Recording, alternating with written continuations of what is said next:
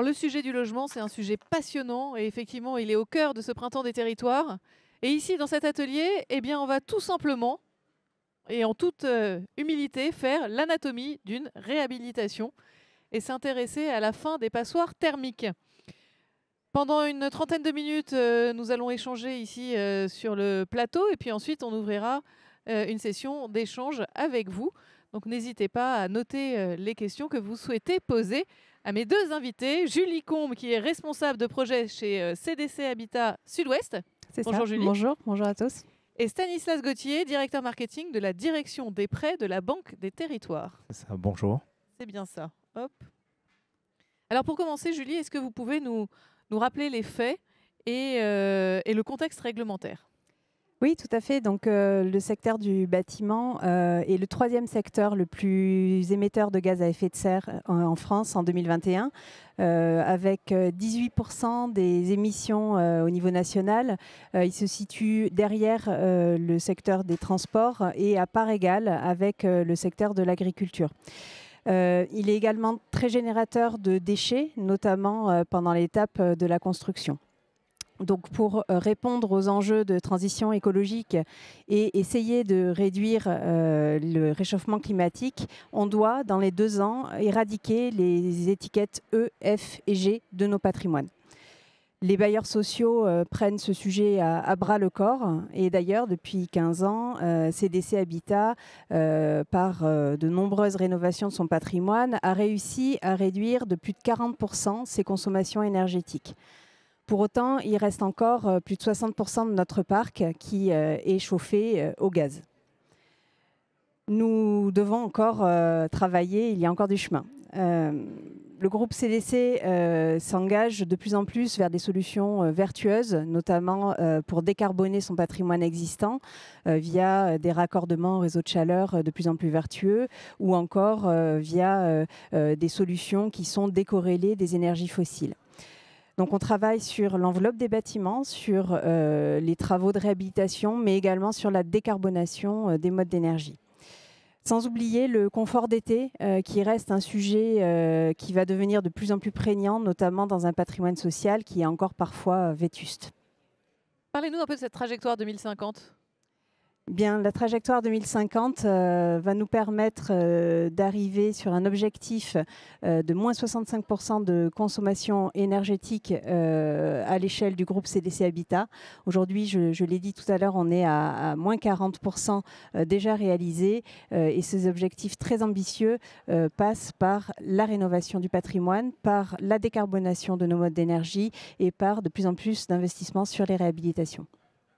Alors, il y a un cas très concret chez CDC Habitat, à la Benauge, dans le sud-ouest, donc un quartier prioritaire de la région de Bordeaux. Est-ce que vous pouvez nous rappeler l'historique ? Alors, le quartier de la Benauge, c'est un quartier typique des années 60, avec 1000 logements qui sont gérés par 2 bailleurs sociaux, 500 logements gérés par CDC Habitat. C'est un quartier typique, vous le voyez sur les images qu'on a à l'écran, de bars et de tours, dont l'image architecturale est un peu... encore aujourd'hui stigmatisée, mais qui caractéristique en tout cas de ces années-là. Exactement, mais qui présente pour autant de nombreuses qualités d'habitat, avec notamment des logements traversants, avec des organisations de logements qui sont très satisfaisantes et des vues, quand on a la chance d'avoir un logement dans les étages élevés, notamment des tours, avec des vues magnifiques sur Bordeaux et sur le parc des Coteaux. Des qualités également dans le quartier avec des espaces verts très généreux, on le voit sur le plan masse du quartier, et des équipements structurants, ce qui manquait souvent dans les quartiers des années 60, mais qui sont assez présents à la Benauge, puisqu'on a un centre commercial qui fonctionne plutôt bien, on a une école et on a la chance d'avoir de nombreux services publics et d'équipements structurants sur le quartier, une bibliothèque notamment. Le terrain de foot, là, il en fait partie ? Alors, il est dans le quartier de la Benauge, en effet, et il va faire partie du projet de renouvellement urbain, tout à fait. Mais par contre, les logements ont fait l'objet de très peu de travaux depuis leur construction dans les années 60 et sont très vétustes. On peut parler clairement de passoires thermiques. On a des loyers très faibles, de l'ordre de 4 à 5 euros du mètre carré, ce qui, même pour Bordeaux, est très faible. Par contre, on a des charges extrêmement élevées, avec des charges qui comprennent notamment le chauffage et qui arrivent parfois à doubler le montant du loyer. Donc, nécessité d'agir pour garder ce patrimoine attractif. Parce qu'en effet, le quartier s'est paupérisé depuis ces dernières années. Et subit vraiment un déficit d'attractivité. Il est longtemps resté à l'écart des dynamiques urbaines de la plaine rive droite. La plaine rive droite bordelaise a subi une véritable métamorphose ces 10, 15, 20 dernières années, avec des opérations d'aménagement d'ampleur qui sont encore en cours aujourd'hui. On a notamment la chance d'avoir une opération d'intérêt national, l'Euratlantique, et des opérations comme Brazza et Niel qui encerclent, qui entourent le projet de la Benoge. Et on espère que la Benoge va bénéficier de toutes ces dynamiques. C'est dans ce contexte donc que CDC Habitat et la collectivité ont inscrit ce quartier en 2015 au programme de renouvellement urbain de l'ANRU pour pouvoir mettre en œuvre un projet d'ampleur sur ce quartier. Alors on va revenir justement sur chaque étape de ce projet d'ampleur, de la recherche du prêt jusqu'à la livraison, en passant par la conduite des travaux et l'accompagnement des résidents, parce que ça aussi, c'est un sujet. Donc, par quoi avez-vous commencé? C'est quoi la première étape? Eh bien, je le disais tout à l'heure, notre principal objectif pour ce quartier, c'est de retrouver une réelle attractivité. Donc, d'en faire aujourd'hui un quartier subi à un quartier où on a envie de venir habiter. C'est vraiment notre premier objectif. Il y a des atouts pour ça, on en a parlé, une situation géographique enviable, proximité des transports, proximité de la gare et des quartiers d'aménagement. Mais ça nécessite bien sûr une intervention extrêmement lourde sur le patrimoine et sur les espaces publics qui l'entourent. Donc, on est tout d'abord intervenu sur le schéma urbain de ce quartier pour le réouvrir, pour l'ouvrir au reste de la ville de Bordeaux. Ça passait par une démolition, la démolition d'une barre de 160 logements, 11 étages, qui formait une véritable muraille dans le quartier qui séparait, qui vraiment coupait le quartier en deux. Cette démolition a notamment permis d'ouvrir les bâtiments sur un espace vert très généreux, d'une grande qualité, qui va être d'ailleurs réaménagé par la ville de Bordeaux en un parc public qui va devenir un vrai pôle d'attractivité. Nous sommes également intervenus en reconstruisant des logements, en introduisant des formes architecturales nouvelles qui ont permis d'attirer de nouveaux ménages dans le quartier. On prévoit également de nouveaux programmes de logements libres et intermédiaires, notamment sur l'espace d'un collège désaffecté qui va très prochainement muter. D'autres travaux sont prévus dans le quartier, notamment sur les espaces publics. La construction par la collectivité d'un pôle culturel qui aura un rayonnement au-delà du quartier, un rayonnement métropolitain. Et la restructuration du centre commercial qui va également permettre à ce quartier de la Benoge d'être parfaitement réhabilité. Pour CDC Habitat, le plus gros des interventions a porté sur la restructuration, la rénovation de 3 bâtiments. 194 logements qui sont composés donc de 2 tours en R+15 et d'un bâtiment en R+4, d'une barre en R+4. La première question qui s'est posée sur ce patrimoine, avec d'ailleurs une certaine forme d'insistance de la part de l'ANRU, c'était de choisir, de la pertinence de la réhabilitation par rapport à un projet de démolition-reconstruction. Pourquoi on a choisi de rénover ce quartier? Rénover, c'est avant tout mettre en valeur les avantages et les atouts de notre patrimoine, tout en répondant à une nécessité actuelle de sobriété, à la fois une sobriété foncière, mais également une sobriété économique et surtout une sobriété dans les matériaux que nous utilisons. La construction, je l'ai dit, est génératrice de nombreux déchets, mais également consommatrice de nombreux matériaux. Donc la rénovation est une solution à ce triptyque de sobriété, de frugalité. La démolition, quant à elle, elle est avant tout une décision urbaine. On a fait ce choix pour le bâtiment D parce qu'il formait une muraille qui coupait le quartier en deux et qui nécessitait d'être démoli. Mais les travaux engagés sur le patrimoine de la Benoge, et notamment sur les deux tours, devaient nous amener à leur conférer une nouvelle vie, une seconde vie. Donc nous intervenons de façon très importante sur ce patrimoine pour permettre de lui conférer une nouvelle attractivité. Nous sommes tout d'abord intervenus sur l'enveloppe du bâtiment. On voit à l'écran en fait, c'est ça. Exactement. Les façades, l'enveloppe et notamment traiter tout ce qui est déperdition énergétique. Pour ça, on a mis en place une isolation thermique par l'extérieur, très efficace, avec également une isolation des planchers bas des tours et des toitures terrasses. On a également remplacé, on le voit un peu sur les images, l'intégralité des menuiseries, en mettant en place des menuiseries aluminium extrêmement performantes à la fois au niveau thermique, mais également au niveau acoustique. Ce qui nous a permis de traiter l'intégralité de l'enveloppe du bâtiment et de limiter fortement les déperditions d'énergie et les surconsommations du bâtiment. On est également intervenu à l'intérieur des logements pour renouveler les équipements techniques. On s'est raccordé notamment au réseau de chaleur urbain. On a eu la chance sur ce quartier d'avoir à toute proximité un réseau de chaleur extrêmement performant, un réseau de chaleur Plaine Garonne Énergie, qui fonctionne à la géothermie avec un taux d'ENR visé de 82%, ce qui est assez performant. Nous avons également renouvelé l'intégralité des équipements techniques, 100% de l'électricité. On est intervenu en mettant en place une ventilation mécanique performante sur les bâtiments et en renouvelant l'intégralité des arrivées et des évacuations d'eau. Ce n'était pas tout parce qu'il fallait également travailler sur l'organisation des logements, sur les typologies de logements. On avait des pièces humides qui étaient très petites et certaines pièces de vie qui n'étaient pas non plus tout à fait conformes aux attentes actuelles des locataires. Donc on a profité de cette grande opération de réhabilitation pour restructurer l'intérieur des logements et pour redistribuer les pièces à l'intérieur des logements. Ce qui nous permet maintenant d'avoir des typologies, notamment dans les tours, qui sont parfaitement conformes à ce qu'on pourrait construire aujourd'hui. Aux attentes d'aujourd'hui aussi. Oui, tout à fait. Et c'est pour ça qu'on est intervenu en restructuration et ce qui nous a permis également de travailler sur tous les embellissements, donc les sols et les peintures de ces logements.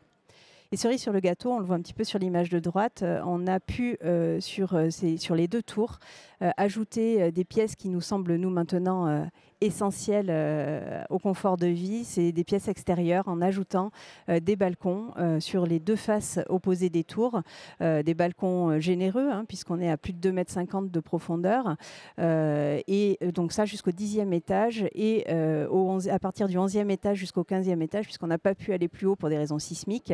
On a creusé des loggias intérieurs pour que tous les logements des tours bénéficient de pièces extérieures qui se sont avérées essentielles pendant notamment les périodes de confinement et qui participent également au confort d'été puisqu'elles forment un masque solaire pour les logements. Ça coûte combien ? Alors, en résumé, c'est effectivement une opération qui coûte très cher puisqu'on arrive à environ 120 000 € par logement, ce qui pour une réhabilitation est assez exceptionnel, y compris pour nous. Hein, on ne fait pas toutes nos réhabilitations à ce prix-là.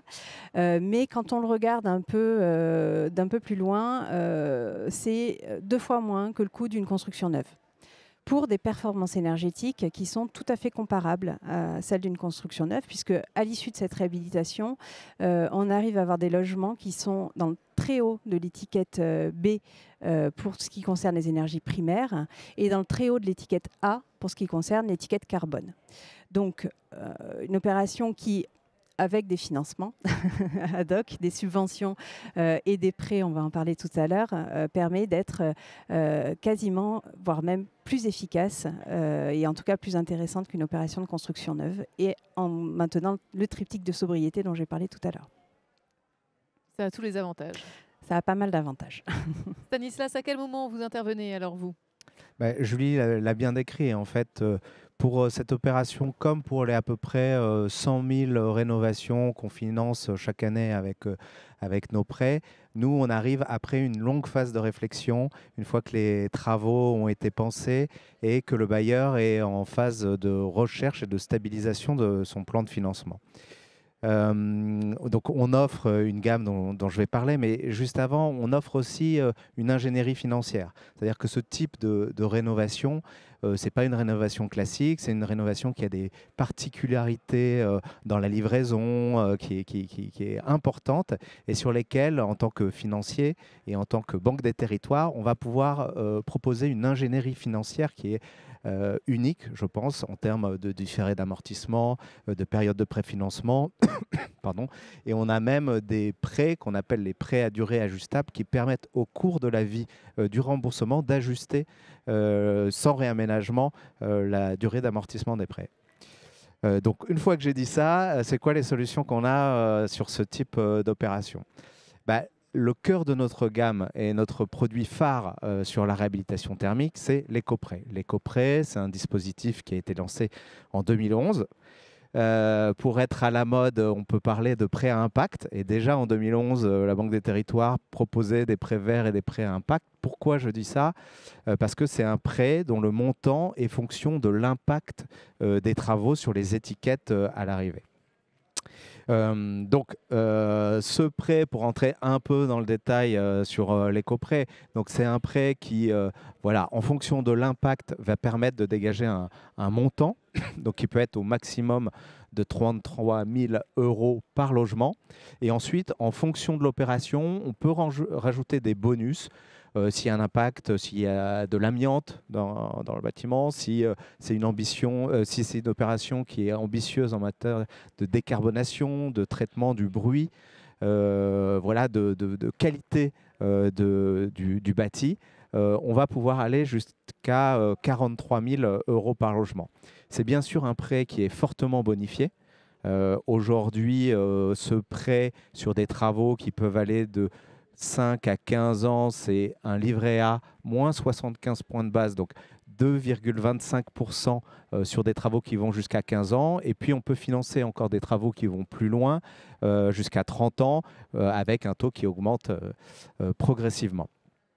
Au-delà de ce taux bonifié, sur cette opération, si on rentre vraiment dans l'opération elle-même, on a pu donner un prêt de 27 500 € par logement, avec bien sûr des compléments. Parce que ce type d'opération, comme ça vient d'être dit, le montant il est beaucoup plus important. Donc il va y avoir des subventions, des prêts bonifiés de l'ANRU.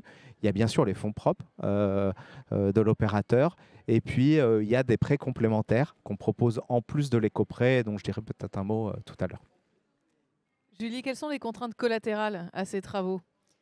Alors, vous imaginez que, de par leur ampleur et par la présence d'amiante, les travaux n'ont pas pu se faire de l'amiante ? Oui, il y avait beaucoup d'amiante, notamment dans les sols. Les travaux n'ont pas pu se faire en milieu occupé. C'était littéralement impossible. Donc, les contraintes collatérales, c'était notamment la contrainte de devoir reloger l'intégralité des locataires, bâtiment par bâtiment. Hein, on a phasé les travaux avant le démarrage des travaux. Pour arriver à cet objectif, il fallait qu'on embarque les locataires avec nous. Il fallait avoir une période d'acceptation, d'acceptabilité des travaux et du projet par les locataires. Donc ça a débuté par une longue phase de concertation pendant la phase de conception du projet, avec notamment, même dès le début, même avant le choix de la maîtrise d'œuvre. On a rédigé le programme de la réhabilitation avec les locataires. On est allé les voir pour connaître leurs priorités, leurs envies, leurs besoins, ce qu'ils ne voulaient surtout pas voir sur le projet. Donc, on a vraiment rédigé le programme avec eux. Après, pendant la phase de conception, on les a fait également participer aux travaux avec la maîtrise d'œuvre, sous forme de travail sur la maquette du projet, sur les plans, mais également lors d'ateliers en pied d'immeuble ou voire même en tête-à-tête chez eux.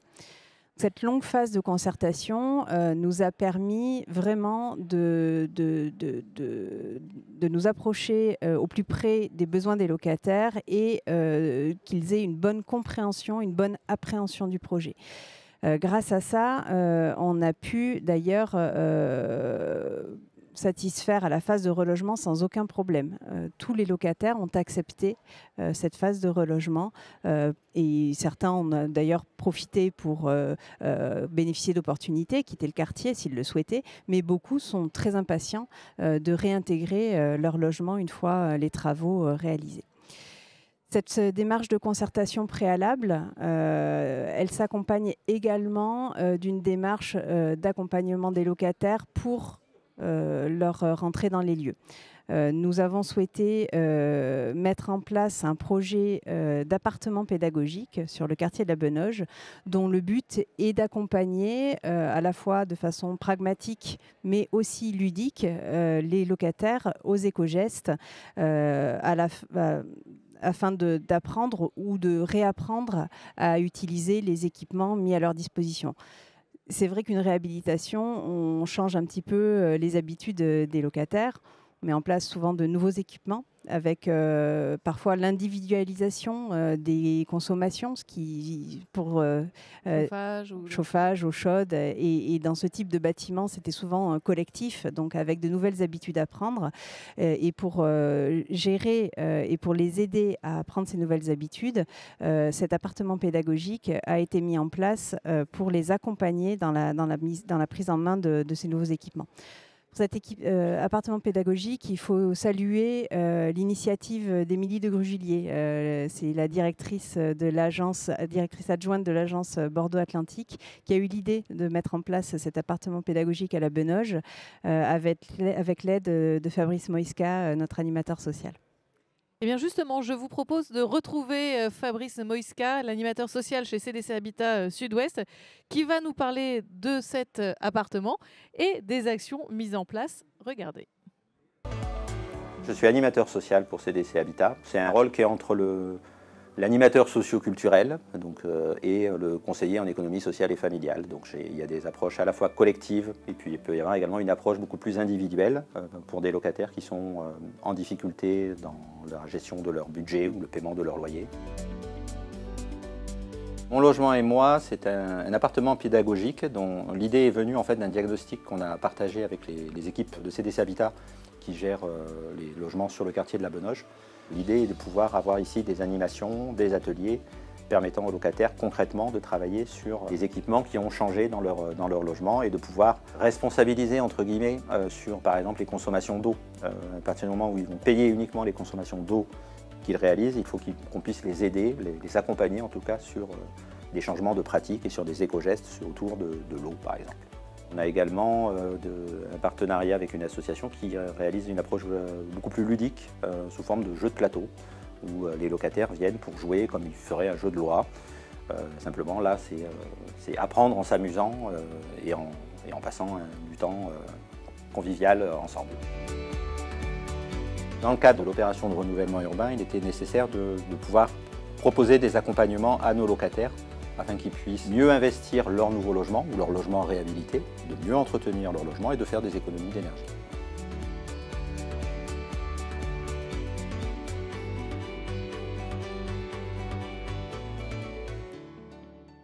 Apprendre en s'amusant. C'est exactement ça. Qu'est-ce que vous retenez, vous, de ce projet? C'est quoi les grands enseignements?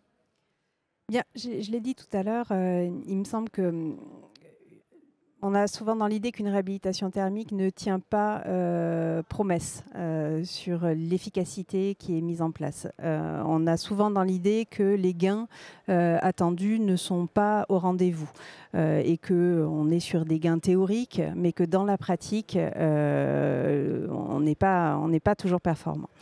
La clé, elle réside effectivement dans la pertinence des travaux mis en place, dans l'efficacité des modes de production d'énergie qu'on met en place, dans l'efficacité de l'enveloppe thermique que l'on reprend.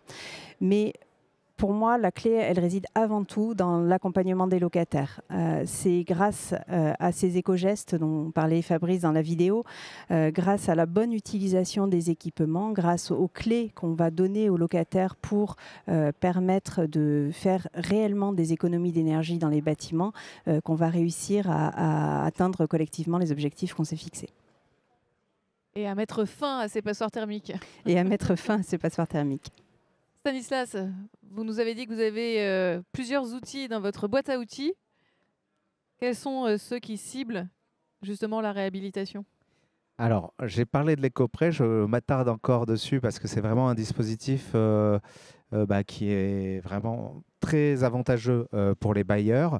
Je l'ai dit aujourd'hui, et puis on l'a entendu, aujourd'hui le coût de la rénovation, l'éco-prêt ne suffit pas à couvrir les besoins de financement autour de ces réhabilitations, surtout quand elles sont aussi ambitieuses.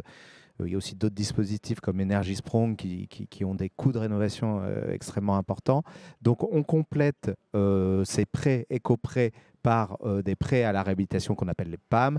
On a également des prêts de haut de bilan avec des différés extrêmement intéressants qu'on applique à la rénovation. Et puis peut-être aussi dire que les bailleurs mettent des fonds propres sur ces réhabilitations et on a mené des campagnes, notamment une campagne de titres participatifs qui ont permis de redonner aux bailleurs des fonds propres pour mener ces réhabilitations. Donc au-delà de... Parce que là, on parle beaucoup des réhabilitations, du logement social, c'est le sujet, c'est parfait. Mais les bailleurs, ils ont aussi d'autres actifs à rénover. Et donc depuis 2 ans, on a ouvert la gamme avec la possibilité de financer la rénovation de bureaux, de sièges sociaux. Et puis aussi tous les actifs qui portent pour d'autres acteurs, comme les acteurs de l'insertion ou du médico-social. Donc on a aussi une gamme dédiée à la rénovation de ces EHPAD, foyers de jeunes travailleurs, résidences étudiantes, etc. Puis il y a d'autres nouveautés aussi, non? Oui, là je vous ai parlé un peu de la gamme classique que les bailleurs connaissent bien, donc ils découvrent rien de spécial là, mais depuis le début de l'année déjà, il y a une actualité très forte autour de leur habitation. On l'a vu, des grandes dates, des ambitions et des réglementations qui sont extrêmement exigeantes. On a vu 2050, c'est la SNBC. Notamment, c'est l'horizon le plus lointain, mais on est des échéances intermédiaires. Et donc, comme on est un banquier, on a des clients qui ont des besoins de financement et on fait évoluer notre gamme.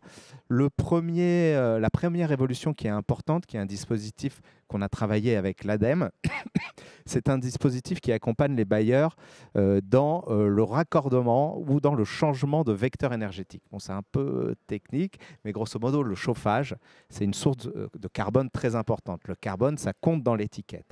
On l'a dit, le logement social, c'est un bon élève dans la réhabilitation générale.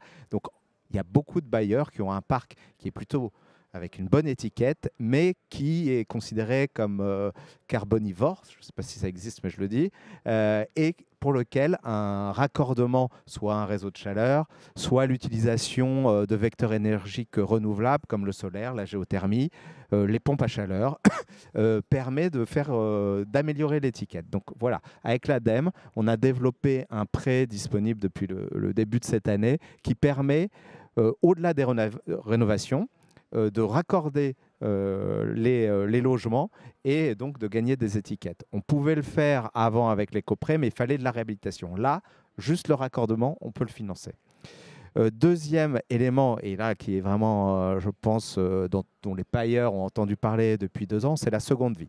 Cette opération, elle aurait tout à fait, si elle était arrivée un peu plus tard, bon, les locataires s'en seraient plaints, j'en suis sûr, mais elle aurait été éligible au dispositif Seconde Vie, qui est un dispositif qui a été travaillé avec l'État, avec l'USH, et qui permet en fait de combiner nos 2 meilleurs produits, qui sont l'éco-prêt et les prêts à la construction.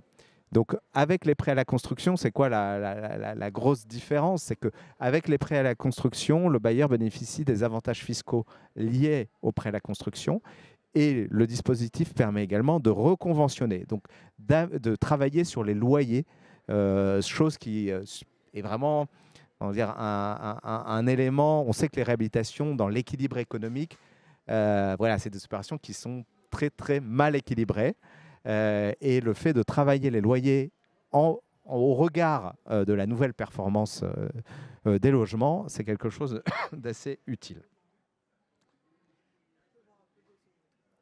Au-delà des financements, est-ce que la Banque des Territoires propose aussi des services?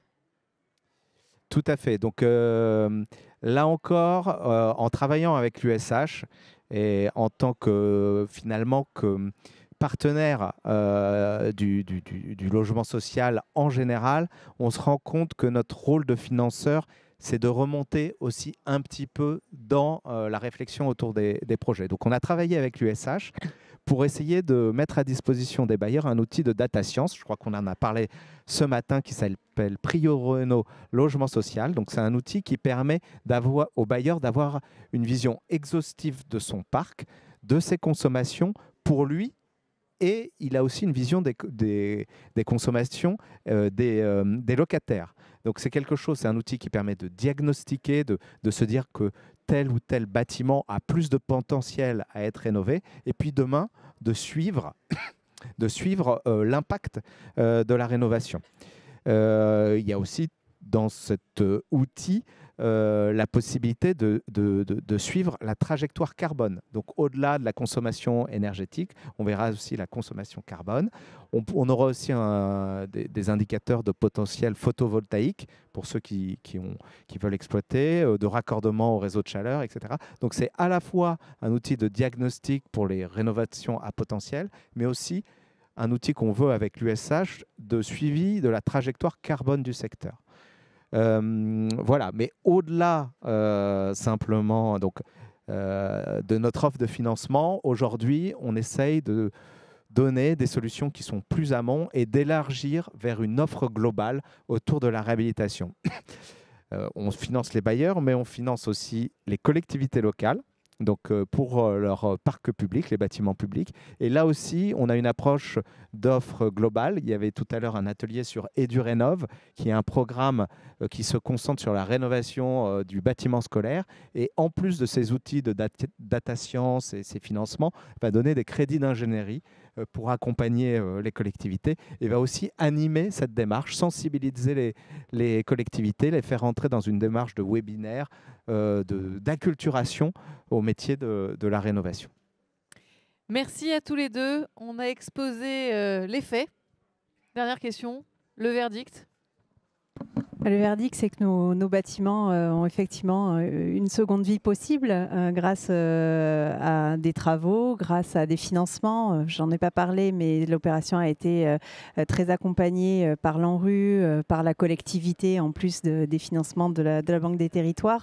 Mais la clé, c'est aussi l'accompagnement des locataires et le fait d'embarquer les locataires avec nous dans ce type de projet. C'est la clé de la réussite pour ce type de réhabilitation. C'est la clé de la réussite, l'accompagnement des locataires. Est-ce que vous, avant de donner votre verdict, est-ce que vous avez des questions à poser à nos témoins? Je ne vais pas parler d'accusés. J'espère. Moi, j'aurais juste voulu une précision sur en fait combien de temps ça prend du début à la fin en fait une réhabilitation de cette ampleur, en comptant la démolition de la barre, le relogement. Les travaux ou depuis la conception, enfin, depuis en fait qu'on a décidé de réhabiliter et jusqu'à la livraison vraiment finale de tous les bâtiments. Est-ce que les résidents reviennent dans leur logement? Alors, pour ce qui concerne le projet urbain dans son ampleur, il est assez ancien, hein, puisque je le disais, on a inscrit ce projet de la Benoge au NPNRU 2 en 2015. Donc c'est un projet qui a été élaboré même avant cette date, hein, puisqu'on a présenté ce projet en 2015-2016 à l'ANRU. Il a été choisi parmi la liste des lauréats et financé dans le cadre du NPNRU. On a commencé par la démolition, donc là c'est une étape qui est allée relativement vite parce qu'on avait préfiguré cette démolition donc on avait commencé à arrêter les locations depuis quelques années. Cette démolition a eu lieu en 2020. Et pour ce qui concerne vraiment le projet de réhabilitation en tant que tel, on a commencé à travailler avec les locataires en 2018 sur cette réhabilitation, avec une désignation de maîtrise d'œuvre qui a eu lieu à peu près sur ces dates-là, 2018, avec une conception jusqu'en 2021, et on a démarré les travaux sur l'année 2021.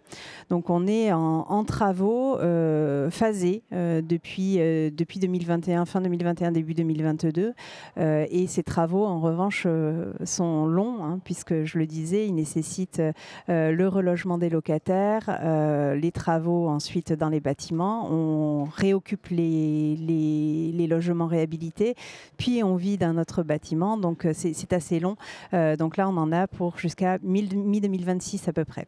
Donc un temps long pour 200 logements, mais un projet qui, derrière, a des performances et une attractivité qui sont assez exceptionnelles. Un gros impact. Oui. Merci. Avez-vous une autre question? Oui. Bonjour. Vous avez parlé d'un coût au logement de 120 000 €. Est-ce que vous pouvez nous dire le montant des subventions qui vous ont été accordées, notamment la subvention au logement de la métropole de Bordeaux? Oui, tout à fait. Donc la métropole de Bordeaux a accompagné de façon très importante ce projet, hein, grâce à un règlement d'intervention sur la réhabilitation très ambitieux sur la métropole. Et on a eu 8 000 € de subvention sur ce projet par logement, ce qui est assez exceptionnel. C'est même beaucoup plus que ce que donne la métropole sur certains projets neufs. Donc on a eu ces 8 000 € de subvention de la part de la collectivité territoriale, sans oublier bien sûr les subventions de la part de l'ANRU. Donc on est sur un niveau important puisqu'on a visé le label BBC Rénovation sur ce projet. Donc on est sur 20% de subvention de l'assiette foncière, de l'assiette de travaux sur ce projet, sans oublier les éco-prêts de la Caisse des dépôts et les prêts bonifiés d'Action Logement dans le cadre de l'ANRU qui participent aussi grandement au plan de financement de ce projet. Les éco-prêts ont un différé d'amortissement également et sont sur un taux très, très bas, très bonifié comme leur nom l'indique, ce qui a permis vraiment de financer une bonne partie des travaux. Sans oublier bien sûr les fonds propres du bailleur qui s'élèvent à 30% sur cette opération. Donc une ingénierie financière qui avec l'effort de tous, hein, collectivités, ANRU, Banque des territoires et bailleurs, qui nous permet un quasi-équilibre de l'opération malgré le coût très important de ce projet. Merci pour cette transparence. Avez-vous une autre question? Je vous rappelle que Hugo a le micro.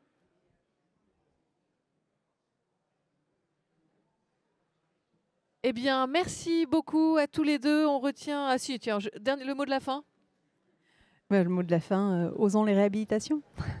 Il faut oser. Et moi, je dis que la Banque des Territoires est à votre écoute pour tout projet de réhabilitation, donc n'hésitez pas à nous contacter. Et prenez vos téléphones, Stanislas va vous donner le sien. 06. Très bien, appelez Stanislas et Julie si vous voulez en savoir plus. Donc, effectivement, moi, ce que je retiens, c'est que coupler travaux de rénovation et éco-gestes, accompagnement social, c'est ça qui permet de mettre fin au passoire thermique. Merci à tous les deux et à tous ceux qui ont préparé cet atelier. À très bientôt.